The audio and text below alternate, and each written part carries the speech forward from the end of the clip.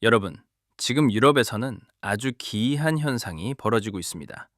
세계 최고의 기술 강국이라 자부하던 독일의 공장들이 하나둘씩 멈춰서고 있고, 거리의 화려한 조명들이 밤마다 자취를 감추고 있습니다.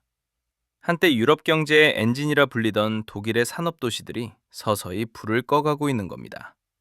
루르 공업지대의 굴뚝에서 연기가 사라지고, 뮌헨의 자동차 공장들이 가동률을 낮추고 있습니다.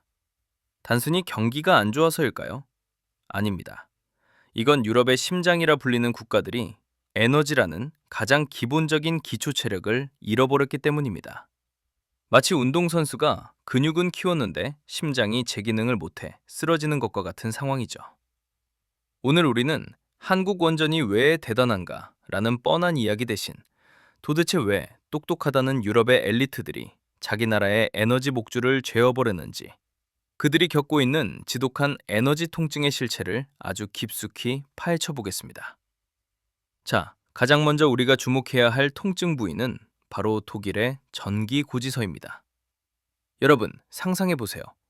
똑같은 양의 전기를 썼는데 한국에서 6만 원 나올 돈이 독일에서는 18만 원 넘게 찍혀 나옵니다. 3배가 넘는 가격이죠. 같은 제품을 만들어도 독일 공장은 한국 공장보다 전기료만 3배를 더. 내야 한다는 뜻입니다. 이건 과장된 수사가 아닙니다. 2024년 유럽연합 통계청 유로스타트의 공식 자료를 보면 독일의 가정용 전기료는 킬로와트 시당 약 39유로센트로 EU 27개국 중 가장 높은 수준입니다.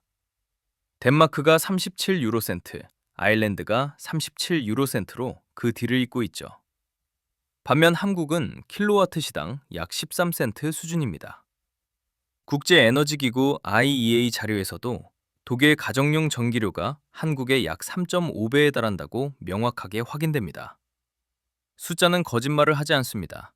이게 한두 달이면 버티겠지만 수년째 이어지면 어떻게 될까요? 평범한 중산층 가정의 삶이 무너지는 건 순식간입니다. 독일의 한 가정은 한 달 전기료만으로 300유로, 우리 돈으로 45만 원 가까이 지출한다고 합니다.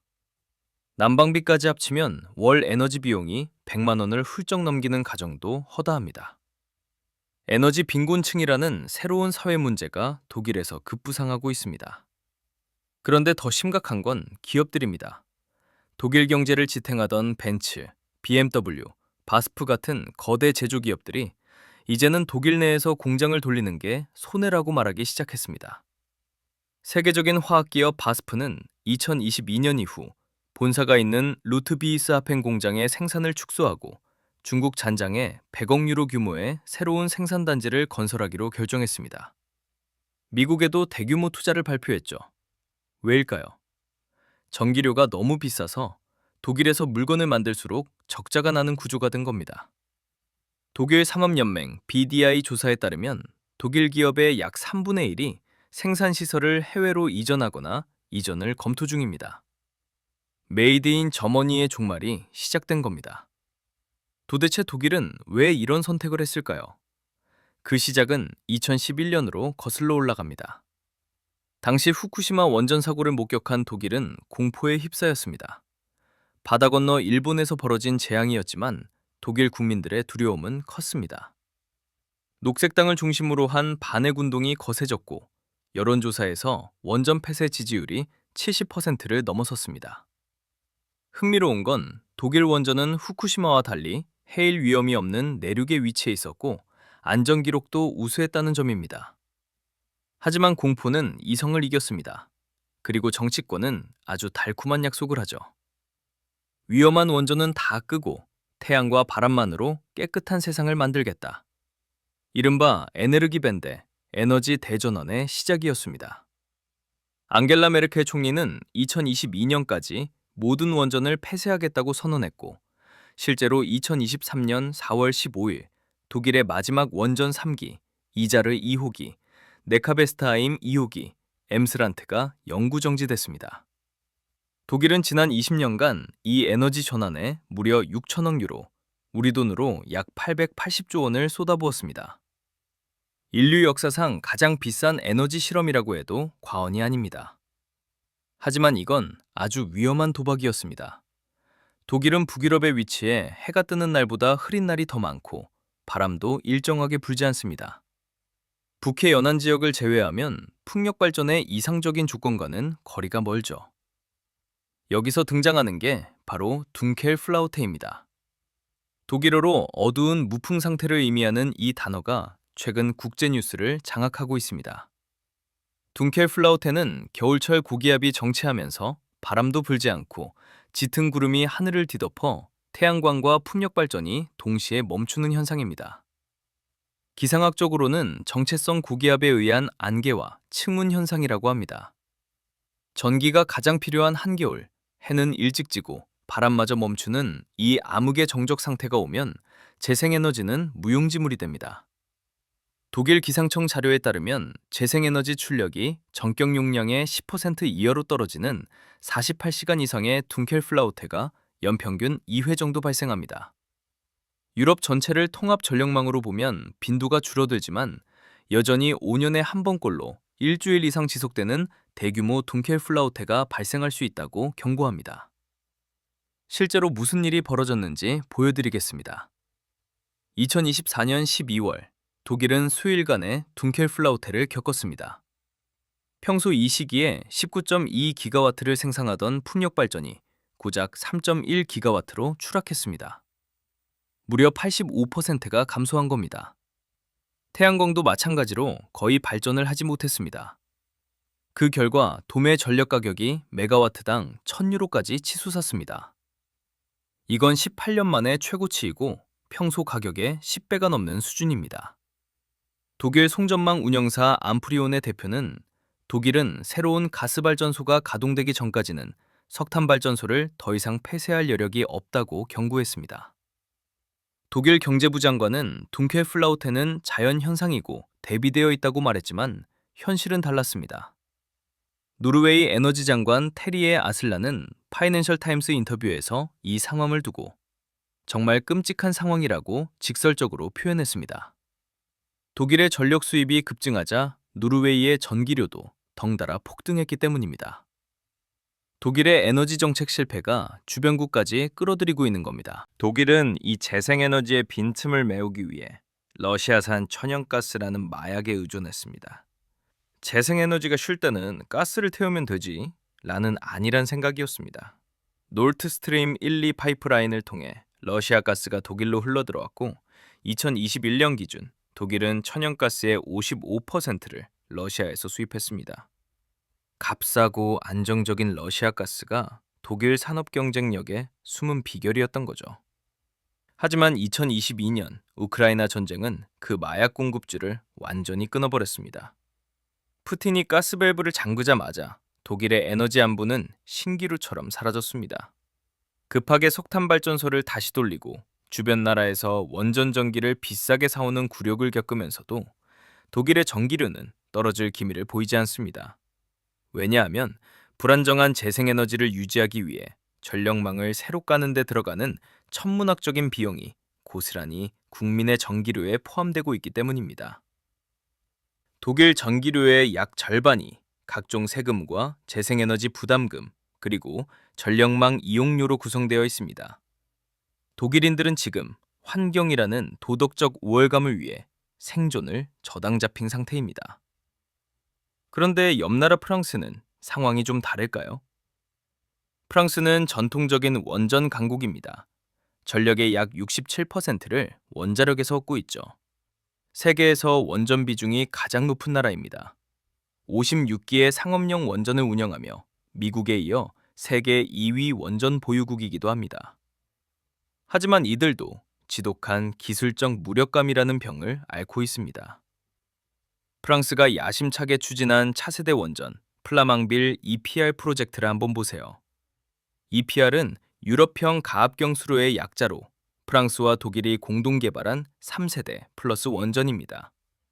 1650메가와트급의 대형 원전으로 안전성과 효율성을 동시에 높였다는 게 당초 설계 목표였습니다.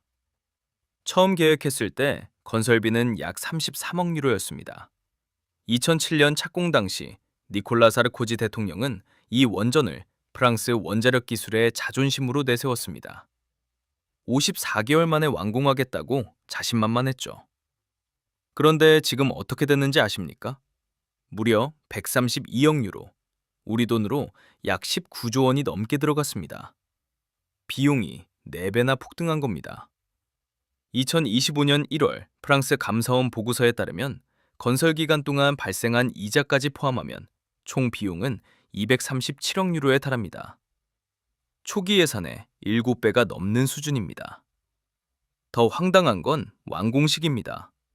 2012년에 전기를 뽑아내겠다고 약속했는데 12년이 지난 2024년 12월에서야 겨우 전력망에 연결되었습니다. 2025년 12월에야 처음으로 100% 출력에 도달했죠. 왜 이런 일이 벌어졌을까요? 바로 경험의 단절 때문입니다. 프랑스가 2002년 시바기 오기 이후 22년간 신규 원전을 짓지 않다 보니 원전을 설계하고 용접하고 부품을 만들 숙련공들이 다 사라져버린 겁니다. 프랑스 정부가 의뢰한 2019년 보고서는 플라망빌 실패의 핵심 원인으로 설계가 완료되기 전에 건설이 시작되어 여러 구간을 철거하고 다시 지어야 했다는 점을 지적했습니다. 수백 개의 하청업체 간 조율 실패, 품질 관리 체계의 붕괴도 문제였습니다. 특히 용접 품질 문제는 치명적이었습니다. 2018년 EDF가 2차 냉각계통의 용접 불량을 발견했을 때 148개 검사 대상 중 33개에서 품질 결함이 나왔습니다. 이 문제 하나로 프로젝트는 3년에서 4년이 추가로 지연됐습니다. 원격 조종 로봇을 동원해 좁은 공간의 용접부를 수리하는 데만 12개월 이상의 분석과 검증 작업이 필요했습니다. 도면은 있는데 그걸 실제로 구현할 손이 없는 상태. 이것이 지금 유럽 원전 종주국 프랑스가 마주한 처참한 현실입니다.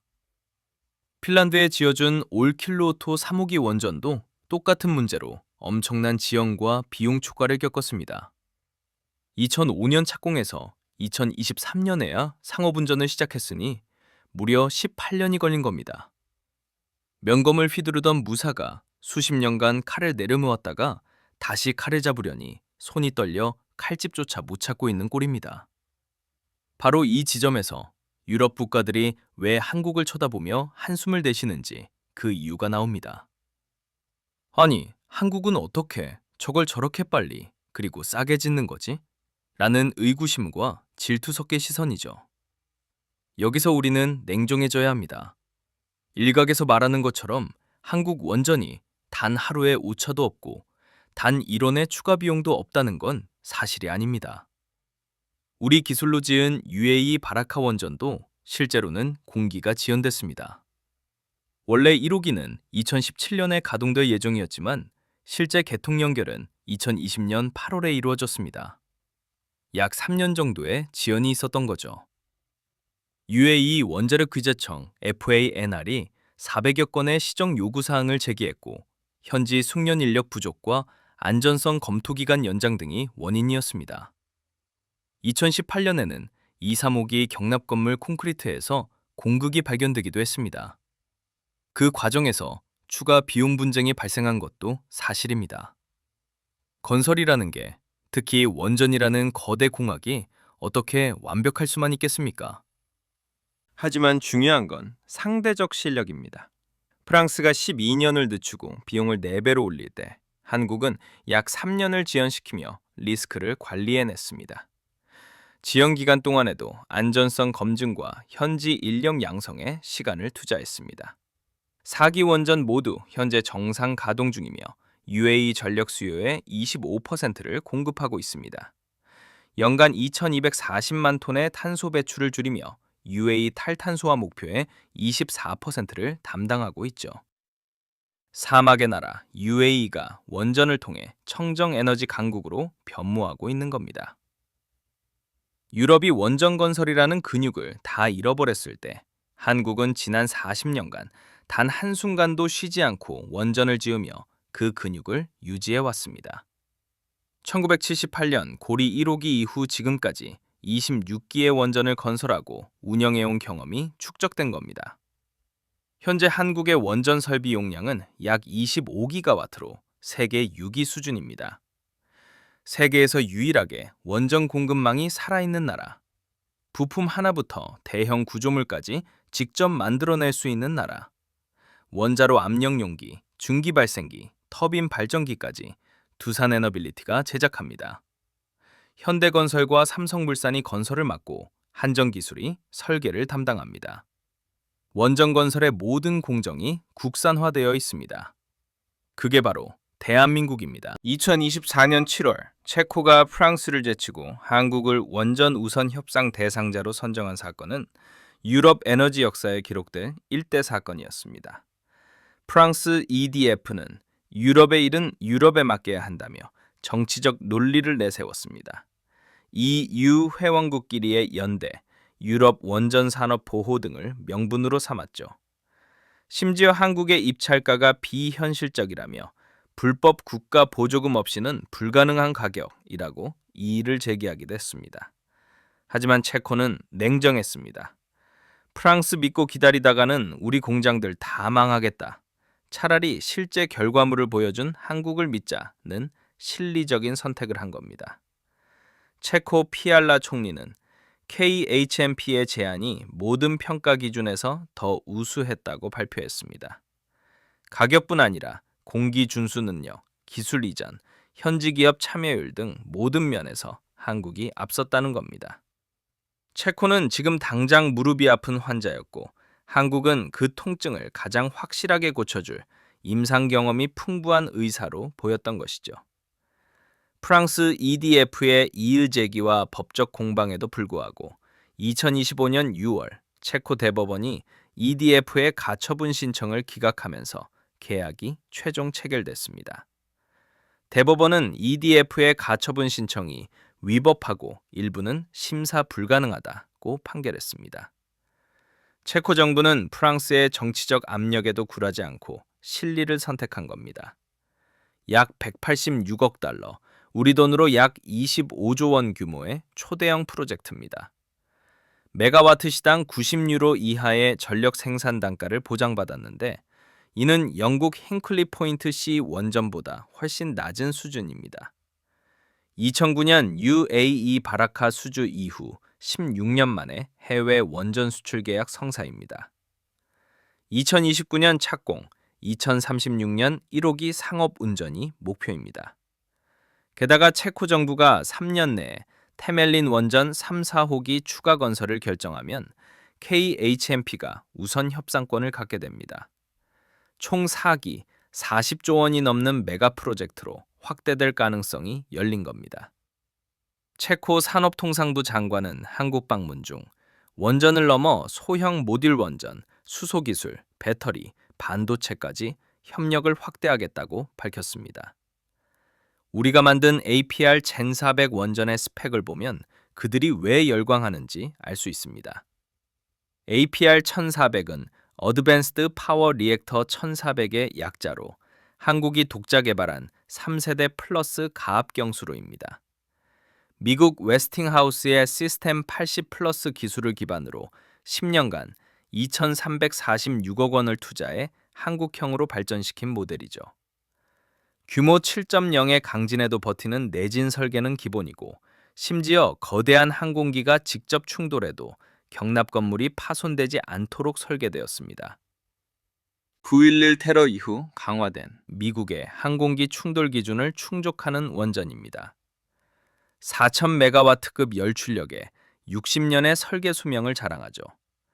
피동 안전계통을 도입해 전원이 완전히 상실되어도 72시간 동안 냉각이 유지됩니다. 후쿠시마 같은 사고를 막기 위한 설계입니다. 무엇보다 중요한 건 미국의 까다롭기로 소문난 원자력 규제위원회 NRC의 설계 인증을 2019년 9월에 획득했다는 점입니다. 이건 비미국 설계 원전으로는 최초의 인증입니다. 미국 NRC 인증은 원전 안전성의 금본위제와 같습니다. 한국수력원자력은 2014년 인증 신청서를 제출한 후 5년간의 혹독한 심사를 통과했습니다. 이건 단순히 서류상의 숫자가 아니라 수십 년간 원전을 운영하며 쌓아온 데이터의 산물입니다. 한국 원전의 평균 이용률은 세계 최고 수준인 90%를 넘나듭니다. 안전하게 오래 돌릴 수 있다는 실적이 쌓여 있는 겁니다. 결국 유럽이 겪고 있는 이 비극은 우리에게 아주 차가운 진실을 말해줍니다. 에너지는 도덕의 영역이 아니라 생존의 영역이다. 독일처럼 현실을 외면한 채 감성적인 정책에 매몰되면 그 대가는 고스란히 국민의 지갑과 국가의 경쟁력으로 돌아옵니다. 지금 독일은 에너지 비용을 감당 못해 자국 기업들이 해외로 탈출하는 탈독일 현상에 직면해 있습니다. 폭스바겐은 독일 공장 폐쇄를 검토 중이고 티센크루프 같은 철강 기업도 구조조정에 들어갔습니다. 2024년 독일 GDP 성장률은 마이너스를 기록했고 제조업 경쟁력 순위도 하락세입니다. 유럽 최대 경제 대국이라는 타이틀이 무색해지고 있습니다. 한때 세계 경제를 호령하던 거인이 에너지라는 기초 체력이 부실해져서 휘청거리고 있는 겁니다. 독일 경제연구소들은 이 상황이 일시적이 아니라 구조적이라고 진단합니다. 비싼 에너지가 지속되는 한 독일의 제조업 경쟁력 회복은 요원하다는 거죠. 반면 우리는 어떨까요? 우리 역시 원전을 둘러싼 수많은 갈등과 논란이 있었습니다. 문재인 정부 시절 탈원전 정책으로 신규 원전 건설이 중단되기도 했죠. 월성 1호기 조기 폐쇄를 둘러싼 논란도 있었습니다. 하지만 그 과정에서도 기술의 맥을 완전히 끊지 않았기에 지금 전 세계가 에너지 위기에 처했을 때 가장 강력한 해결책을 제시하는 나라가 될 수 있었습니다. 신한울 1, 2호기가 가동을 시작했고 3, 4호기 건설도 재개됐습니다. 원전 기술 인력 양성과 공급망 유지에 대한 투자도 확대되고 있습니다. 유럽이 잃어버린 것을 우리는 지켜냈고 이제 그 가치가 빛을 발하고 있습니다. 유럽이 겪고 있는 전기료 폭등과 산업 붕괴의 위기는 우리가 가진 원전 기술이 단순한 수출 상품이 아니라 우리나라를 지탱하는 안보의 최후보루라는 사실을 증명해주고 있습니다. 에너지 안보는 식량 안보, 군사 안보와 함께 국가 존립의 3대 축입니다. 아무리 첨단 무기를 갖고 있어도 전기가 끊기면 모든 게 멈춥니다. 여러분, 독일과 프랑스의 사례를 보며 우리는 무엇을 느껴야 할까요?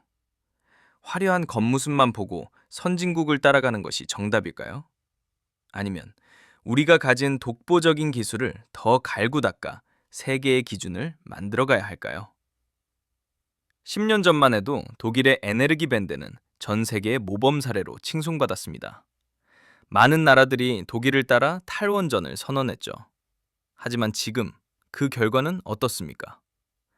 에너지 독립 없이는 경제 독립도 국가 안보도 사치에 불과합니다. 유럽의 비극은 이제 남의 일이 아닙니다. 우리 역시 에너지를 정치적으로 이용하거나 감성에 휘둘려 다룰 때 언제든 독일처럼 밤마다 불을 꺼야 하는 상황에 처할 수 있습니다. 재생에너지도 물론 중요합니다. 기후변화 대응을 위해 탄소 배출을 줄여야 한다는 건 분명한 사실이니까요. 태양광과 풍력 발전 비용은 계속 낮아지고 있고 기술도 발전하고 있습니다. 하지만 그것만으로 산업 국가의 전력 수요를 감당할 수 없다는 게 독일의 20년 실험이 증명한 냉혹한 현실입니다. 원전, 재생에너지, 그리고 적절한 화력 발전의 에너지 믹스가 필요합니다. 각 에너지원의 장단점을 파악하고 우리 실정에 맞는 최적의 조합을 찾아야 합니다. 한쪽으로 치우친 극단적 선택은 결국 국민의 삶을 담보로 하는 도박이 됩니다. 오늘 우리가 살펴본 유럽의 에너지 통증, 그리고 그 대안으로 떠오른 한국 원전의 실체. 이것은 단순히 원전 수주의 문제가 아닙니다. 국가의 미래를 결정짓는 근본적인 질문에 대한 답입니다. 지금 이 순간에도 유럽의 엘리트들은 한국의 기술을 배우기 위해 그리고 한국의 공급망에 올라타기 위해 필사적으로 계산기를 두드리고 있습니다. 체코에 이어 폴란드, 네덜란드, 영국 등 여러 유럽 국가들이 한국 원전에 관심을 표명하고 있습니다. 자존심보다는 생존이 우선이라는 사실을 뼈저리게 깨닫고 있는 것이죠. 대한민국의 원정 기술은 이제 세계의 상식이 되어가고 있습니다. K-팝, K-드라마에 이어 K-원전이 세계를 사로잡고 있습니다. 우리가 지켜온 이 가치가 앞으로 어떤 역사를 써내려갈지, 그리고 유럽의 에너지 비극이 우리에게 어떤 이정표가 될지 여러분도 함께 지켜봐 주시기 바랍니다. 지금까지 윙크하는 경제쌤이었습니다. 구독과 좋아요, 알림 설정은 우리 기술의 가치를 알리는 가장 큰 힘이 됩니다. 감사합니다.